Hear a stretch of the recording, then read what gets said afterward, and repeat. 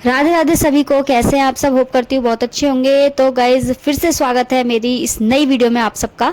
तो जैसा कि आपको पता है कि करवा चौथ आने वाली है और इस बार करवा चौथ है 20 अक्टूबर। तो 20 अक्टूबर 2024 में करवा चौथ है इस बार। और गाइज जैसे जैसे करवा चौथ नज़दीक आती है सब लोग तैयारियों में लग जाते हैं। तो आज जो मैं इस वीडियो में जिक्र करने वाली हूँ आपसे वो है चंद्र पूजन, यानी कि चांद का जो पूजन किया जाता है वो किस तरह से किया जाता है।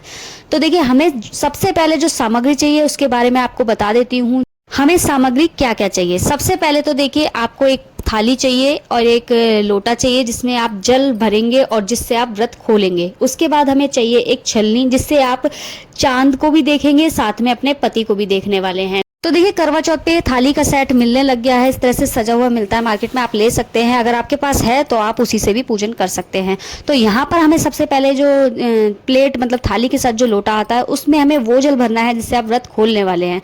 और उसके बाद हमें थाली में चाहिए कुछ फूल आप गेंदे और गुलाब के ले सकते हैं, और सफेद रंग के फूल हो तो बहुत ही अच्छी बात है, क्योंकि देखिए सफेद रंग जो है शीतलता का प्रतीक होता है।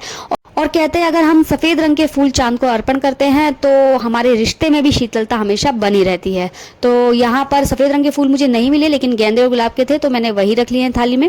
आप कुछ मिठाई रख सकते हैं, मिठाई में आप लड्डू बर्फी जो भी हो आपके पास वो रख सकते हैं। और अगर नहीं भी है तो आप बताशे भी रख सकते हैं, बताशे से भी इस व्रत का पूजन कर सकते हैं और बताशे से ही व्रत को खोल भी सकते हैं। उसके बाद हमें कुछ रोली चाहिए, चंदन चाहिए और चावल चाहिए, और एक घी का दीपक आपको तैयार करके रखना है। तो यहाँ पर देखिए इसी तरह से पूरी थाली तैयार हो जाती है। और हमें साथ में एक करवा चाहिए। तो देखिए, करवा हमें वो चाहिए जब हम कहानी सुनते हैं तो करवा भर के रखते हैं ना, तो वही करवा चाहिए जिससे हम चांद को अर्घ देने वाले हैं।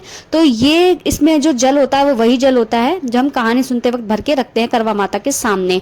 इससे हम चांद को अर्घ देंगे। लेकिन उससे पहले हमें कुछ चावल जो है, जब हम कहानी सुनते हैं तो अपने पल्ले में कुछ चावल गेहूं के दाने बांधते हैं ना, तो उस चावल को आप करवे में डाल लें, उसके बाद ही चांद को अर्घ दिया जाता है। तो देखिए, यहाँ पर पूरी सामग्री मैंने तैयार कर दी है।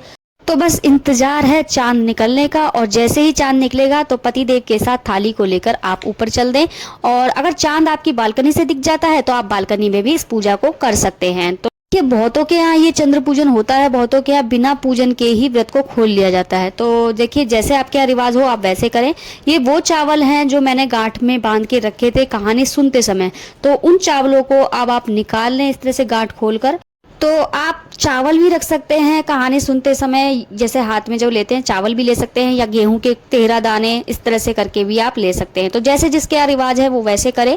और उसके बाद उन चावल के दानों को मैंने यहाँ पर करवे में डाल लिया है। आप भी इस तरह से चावल गेहूं जो भी लेते हैं इस तरह से करवे में डाल लें।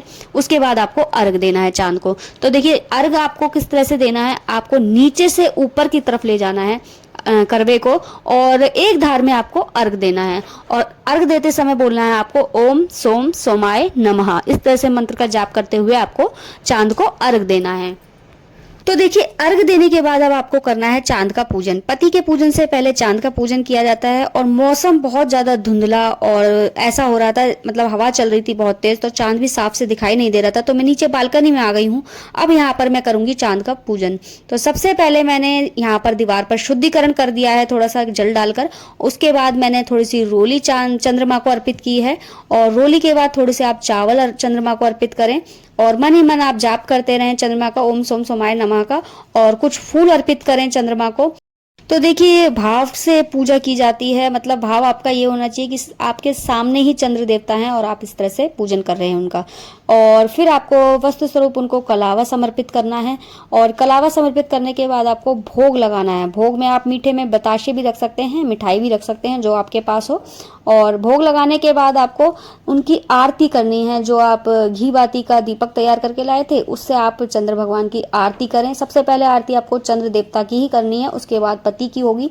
तो यहाँ पर मैंने चंद्र देवता की आरती कर दी है। उसके बाद आपको इस दिए को छलनी में लगाना है। तो देखिए, छलनी में इस तरीके से आपको लगाना है जिस तरह से देखिए मैंने रखा है यहाँ पर। और छलनी में दिया लगाने से पहले आपको एक बात और बता देती हूँ। सबसे पहले छलनी को भी आप रोली से टीप लें, 5 बिंदी लगा लें, और मतलब शुभ होती है ये, तो इसलिए बता रही हूँ आपको। तो आप पहले रोली से छलनी को टीप लें और उसके बाद आपको दिया लगाना है छलनी में। और फिर उसके बाद आपको चांद को देखना है इस छलनी से। और छलनी से जब चांद आप साफ तरीके से देख लें, और उसके बाद आपको इसी छलनी को मतलब अपने पति की तरफ कर देना है, उनका मुख देखना है फिर इस छलनी से। तो देखिए, जब आप पतिदेव का मुख देख लें उसके बाद बहुतों के यहाँ तो देखिए पतिदेव का पूजन किया जाता है और बहुत सी जगह पर पति का पूजन नहीं किया जाता। सिर्फ मुख देखने के बाद आप व्रत खुलवा सकती हैं अपने पति से।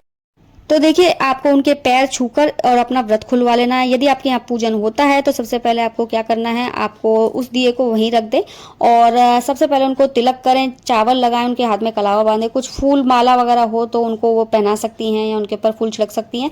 और फिर उसके बाद आपको उनकी आरती करनी है और पैर छूने के बाद आपको फिर व्रत खुलवाना है। तो देखिए, मेरी पिछले साल की वीडियो है जिसे मैं आपके साथ शेयर कर रही हूँ, तो इसी तरह से आपको करना है। तो अगर आपको मेरी आज की वीडियो अच्छी लगी हो तो प्लीज़ वीडियो को लाइक शेयर कमेंट करना बिल्कुल ना भूलें। चैनल को भी जल्दी जल्दी जाकर सब्सक्राइब कर लें, क्योंकि गाइस बैक टू बैक अब वीडियो आएंगी, क्योंकि तीज त्योहारों का जो सीज़न है वो शुरू हो चुका है। तो जितनी भी पूजा पाठ की जानकारी है वो मैं आपको इसी चैनल पर देने वाली हूँ। तो मिलती हूँ नेक्स्ट वीडियो में, तब तक के लिए राधे राधे।